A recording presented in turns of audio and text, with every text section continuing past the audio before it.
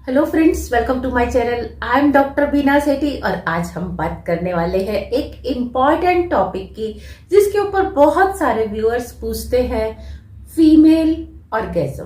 Female orgasm क्या होता है, क्यों जरूरी होता है और कैसे होता है?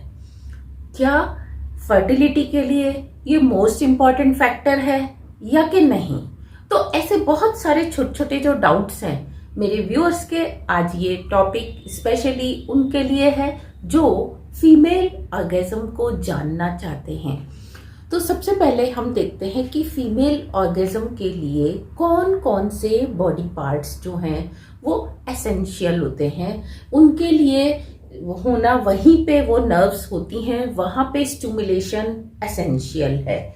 तो सबसे पहले अगर हम फ्रंट साइड की बात करें वीमेन के, तो वीमेन के फ्रंट साइड में आप इनको नेक के पास देख सकते हैं। अगर आप किसी फीमेल की नेक को दोनों साइड से आगे से टच करते हैं तो भी आप देखेंगे कि उसको स्टिमुलेशन होगा।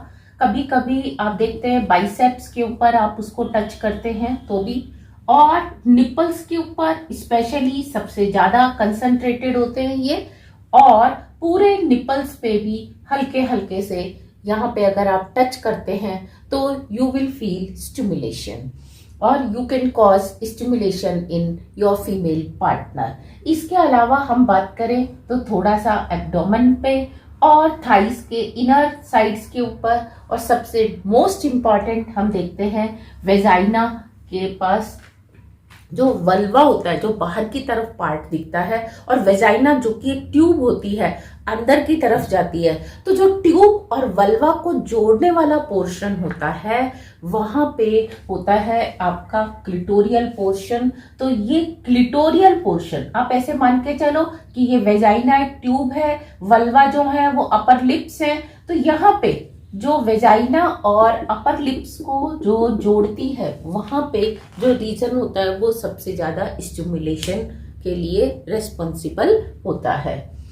अब अगर हम बैक साइड की बात करें कि अगर आप बैक साइड से देखें फीमेल को, तो उसके वहां पे भी बैक साइड पे भी आपको नेक के पास मिल सकता है, थोड़ा सा आपको यहाँ टमी की तरफ मिल सकता है, और बटक्स के ऊपर, हिप्स के ऊपर आपको मिलेगा, थाइस के ऊपर मिलेगा, और साथ साथ नी के नीचे, घुटने के नीचे भी आप देखेंगे कि आपको सेंसरी पोर्शन मिल सकता है। इसको लेके अगर हम बात करें कि जी स्पॉट कहाँ है, तो जी स्पॉट जो है वो हर फीमेल का अलग अलग होता है, और कितना बड़ा होगा, कितने इंच बड़ा होगा, कितना इनसाइड होगा, इसके लिए हम एक अलग डेडिकेटेड वीडियो बनाएंगे जी स्पॉट को लेकर। अभी आप ये मान के चलिए कि जी स्पॉट जो है वो हर लेडी का अलग अलग होता है। अब हम देखते हैं कि फीमेल ऑर्गेज्म जो है मेनली कहाँ से स्टार्ट होता है। फीमेल ऑर्गेज्म के लिए ये माना गया है कि मेनली ब्रेन के अंदर जो नर्व्स एक ही जगह पे आती हैं वो सारे पार्ट्स जो है वो फीमेल ऑर्गेज्म के लिए रेस्पॉन्सिबल होते हैं। जैसे कि ये ब्रेन है, अगर ब्रेन के इस पार्ट पे सारी की सारी स्टिमुलेशन वाली नर्व्स आ रही हैं, तो जो नर्व्स चाहे वो यहां से आ रही है, चाहे वो यहां से आ रही है, चाहे इधर से आ रही है, चाहे इधर से आ रही है, वो सब एक ही जगह पे फोकस होती हैं। इसीलिए इन सब का हम रोल डिनाई नहीं कर सकते। तो सबसे जो इंपॉर्टेंट हम देखते हैं वो होता है क्लिटोरियल पोर्शन। क्लिटोरियल पोर्शन यानी कि जो आपको मैंने अभी बताया कि आपका वेजाइना और साथ में वल्वा के जो बीच का जॉइनिंग पोर्शन है, जहां पे वो दोनों जुड़ते हैं आके, उस पोर्शन के ऊपर हम देखते हैं आप उसको एक्सटर्नली भी स्टिमुलेट कर सकते हो, और with the help of baby toy और योर सेल्फ आप उसको कर सकते हैं। वेजाइनल के अंदर ये देखा गया है कि वेजाइनल की जनरली साइड से, वेजाइना के साइड में ये जो ट्यूब है इसके साइड में अगर आप थोड़ा सा स्टिमुलेशन देते हैं तो चाहे आप वो पेनिस के थ्रू देते हैं, चाहे आप फिंगर्स के थ्रू देते हैं या आप किसी टॉय के थ्रू देते हैं, that is your matter. Next, आप इसको इंटरनली या एक्सटर्नली भी क्या कर सकते हैं, इसको स्टिमुलेट कर सकते हैं। जरूरी नहीं है कि आपने वेजाइना के अंदर ही आपने उसको पेनिट्रेट करना है, आप एक्सटर्नली भी इसको स्टिमुलेट कर सकते हैं। और लिप्स को भी आप क्या कर सकते हैं, जो कि एक्सटर्नल लिप्स होते हैं, आप इसके थ्रू भी स्टिमुलेट कर सकते हैं। Next is erogenous zone. Erogenous Jones जो है वैसे तो पूरी ब्रेस्ट में होते हैं, लेकिन निप्पल्स में ये खास तौर से क्या होते हैं, कंसंट्रेट होते हैं। कि अगर इरोजिन बाकी के पार्ट के ऊपर एक अगर नर्व, सेंसरी नर्व है, तो निप्पल में आपको वो 10 टाइम ज्यादा मिलती हैं। आप ये मान सकते हो कि nipples are more sensitive than whole breast. तो आप यहां से भी क्या कर सकते हैं, by your own means, by your own chemistry, you can start female orgasm। अब इसके बाद जो मैंने बताया जी स्पॉट मैंने आपको बताया कि इसके लिए हम एक अलग से वीडियो बनाने वाले हैं।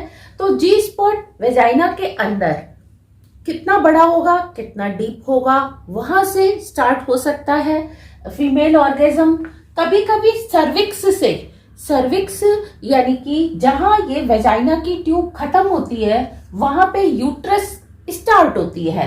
तो ये अगर यूट्रस स्टार्ट हो गई तो यूट्रस का जो माउथ है यहाँ पे सर्विक्स, इसे हम सर्विक्स कहते हैं, सर्विक्स से भी क्या हो सकता है, स्टार्ट हो सकता है। और कभी कभी वेजाइना प्लस सर्विक्स या तो खाली जी स्पॉट से कर सकते हैं या आप खाली सर्विक्स पे स्टॉक से, अगर आप रिलेशन बना रहे हैं तो आप हाई प्रेशर स्टॉक से भी क्या कर सकते हैं, आप उसको स्टिमुलेट कर सकते हैं, या आप दोनों के कॉम्बिनेशन से भी इसको कर सकते हैं। और कुछ लोग, जरूरी नहीं है कि ऑर्गेजम जो है फीमेल में ही हो, there are many people who have vagina, तो आप उसको थर्ड जेंडर में भी मान सकते हो। उनमें भी देखा गया है कि वो जी स्पॉट के साथ साथ एनस से भी उनमें क्या होता है, ऑर्गेजम होता है। नेक्स्ट, कितनी देर के लिए ऑर्गेजम होता है, और ये सब फीमेल का यूनिक फीचर होता है।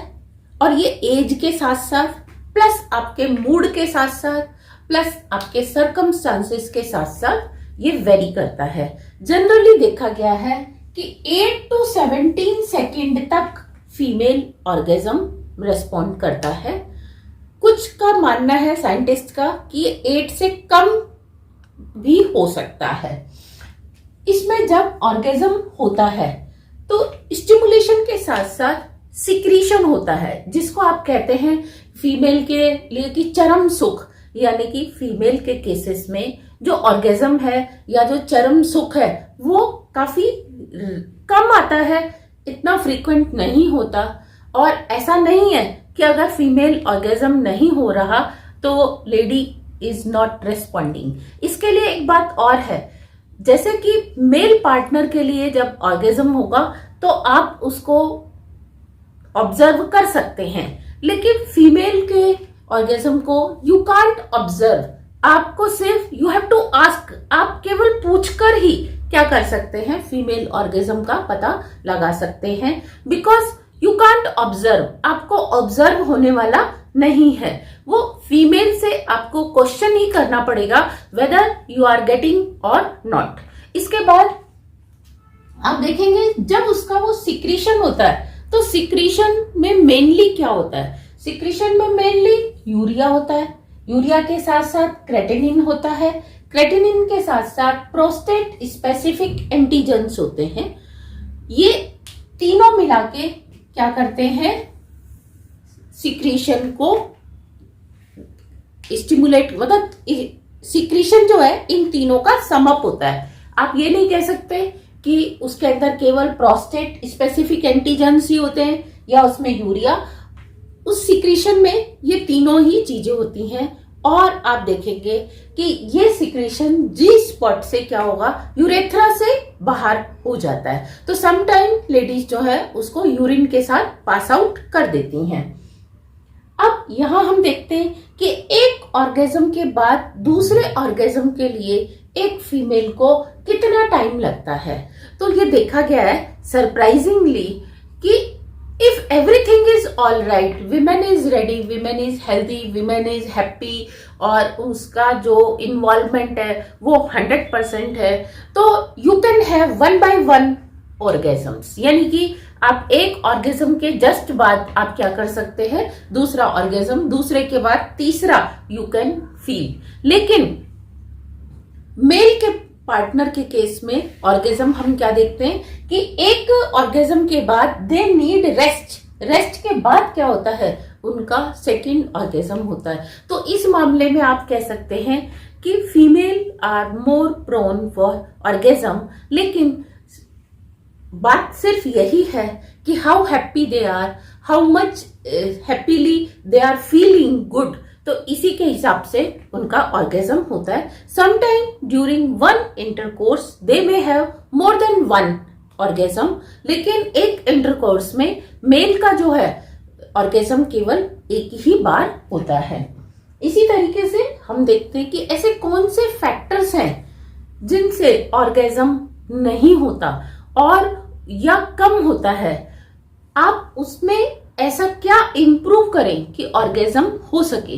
तो इसके लिए हम देखते हैं सबसे पहले स्ट्रेस एंड स्ट्रेन। स्ट्रेस जो आप देते हैं, स्ट्रेन जो फीमेल लेती है। तो स्ट्रेस, अगर आपने किसी भी तरीके का स्ट्रेस अपने फीमेल पार्टनर को दिया है या उसको ऑफिस से कोई स्ट्रेस मिल रहा है, तो वो या तो उस स्ट्रेन में आए नहीं, और अगर वो उस टाइम भी जब रिलेशन बना रहे हैं उस स्ट्रेस को कैरी करते हुए अपने दिमाग में एक स्ट्रेन लेती है। देखो, stress and strain both are two different thing. हालांकि हम बहुत सारे लोग इसको सिनोनिम बोल देते हैं। स्ट्रेस, जैसे कि ये पेन है, इसके ऊपर मैं बाहर से स्ट्रेस कर रही हूं, तो जो और लोग देते हैं दैट इज स्ट्रेस। लेकिन अब मेरे प्रेशर के बाद इस पेन ने जितना प्रेशर लिया वो होता है स्ट्रेन। यानी कि जो आप कैरी करते हैं वो स्ट्रेन और जो बाहर वाले देते हैं दैट इज स्ट्रेस। तो आप कहेंगे स्ट्रेस हो ही नहीं तो उसके पास स्ट्रेन आएगा ही नहीं। और दूसरी चीज, अगर स्ट्रेस दे रहे हैं लोग और आप लो ही मत, तो आपके पास क्या होगा, स्ट्रेन आएगा ही नहीं। तो स्ट्रेन नहीं होना चाहिए। फिजिकल एंड मेंटल हेल्थ क्या होनी चाहिए, अच्छी होनी चाहिए। ऐसा नहीं कि आपको फीवर हो रहा है या आप किसी और दर्द से परेशान हैं या आपको कोई और उस समय सफरिंग चल रही है या आप मेंटली डिस्टर्ब हैं, तो भी आप देखेंगे अगर आपकी हेल्थ अच्छी नहीं है तो you can't get involve in that relation, तो उससे ऑर्गेजम नहीं होता। अगर किसी लेडी को बार बार अबॉर्शंस हुए हैं, अबॉर्शंस की हिस्ट्री बहुत ज्यादा है, तो भी ऑर्गेजम लेट होता है। और किसी लेडी को सेक्सुअली अब्यूज किया गया है, इन दैट केस चाहे उसको 10 साल पहले सेक्सुअली अब्यूज किया गया है या उससे भी पहले, तो क्या देखते हैं कि कई बार वो एक ट्रॉमा में लेडी आ जाती है और उसको ऑर्गेजम नहीं होता, because she can't enjoy, she can't feel happy. इसी तरीके से हम क्या देखते हैं कि अगर उसके साथ सेक्सुअली अब्यूज बहुत पहले नहीं हुआ, लेकिन ड्यूरिंग इंटरकोर्स भी अगर आप उसको अब्यूज कर रहे हैं तो शी कांट एंजॉय। तो abusing is totally prohibited for orgasm. फिर हम बात मानते हैं कि कुछ लेडीज ऐसी होती, they are very much religious और they feel shy, they feel shame, और आप कह सकते हो कि दे हैव स्टिग्मा कि this is not a good thing, हमें ऐसे इन्वॉल्व नहीं होना है। They suppress their feelings, they can't get involve. और ऐसा भी मेरे सुनने में आया है कि बहुत सारे इसमें कम्युनिटीज में इट इज बैन कि ladies openly can't talk, ladies openly can't do this thing that thing, there are certain restrictions. So in that case also आप देखेंगे कि आप फीमेल ऑर्गेजम की तरफ अचीव नहीं कर सकते। इसके साथ साथ एक और मिथ जो कि बहुत ही ज्यादा व्यूअर्स पूछते हैं, fertility and orgasm, how much they are related, क्योंकि आज की तारीख में बहुत सारे कपल लेट मैरिज करते हैं, तो जिससे उनको उनकी फर्टिलिटी पे बहुत फर्क पड़ता है और उनको कंसीव करने में दिक्कत आती है।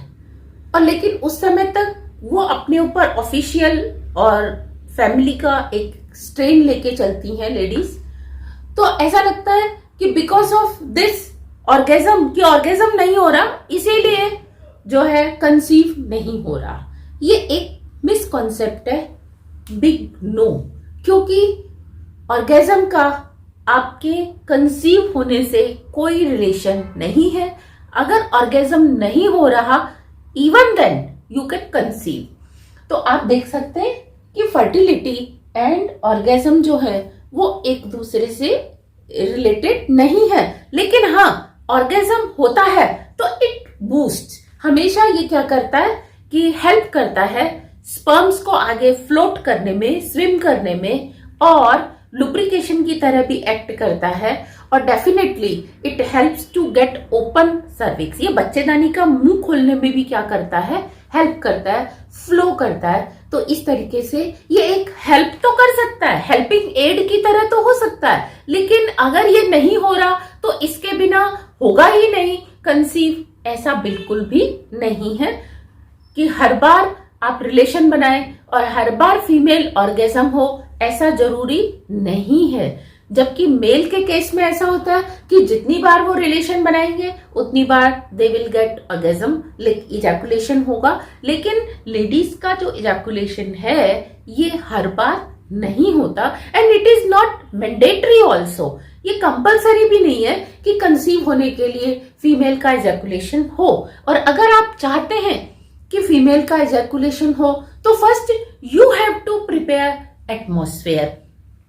आप ऐसा माहौल बनाइए, आप ऐसी बातें करिए, आप ऐसा लिटरेचर पढ़िए, आप ऐसा ऑडियो विजुअल एड लीजिए, आप ऐसा खाना खाइए, आप ऐसा माहौल तैयार करिए कि आपकी जो पार्टनर है वो क्या हो, आपके साथ एंजॉय करे और उस माहौल को एंजॉय करे। Only then you can say कि ऑर्गेजम के जो चांसेस हैं वो बढ़ जाते हैं। But this is not mandatory कि आपने ये सब कर ही लिया और ऑर्गेजम हो ही जाएगा और आप फील कर लेंगे। आप कभी भी फील नहीं कर पाएंगे। ये आपको हमेशा अपनी फीमेल पार्टनर से क्वेश्चन ही करना पड़ेगा कि आर यू सेटिस्फाइड और not. So this was all about orgasm. Thank you very much for watching. If you have any doubt, please ask in my comment section. Stay healthy, stay safe.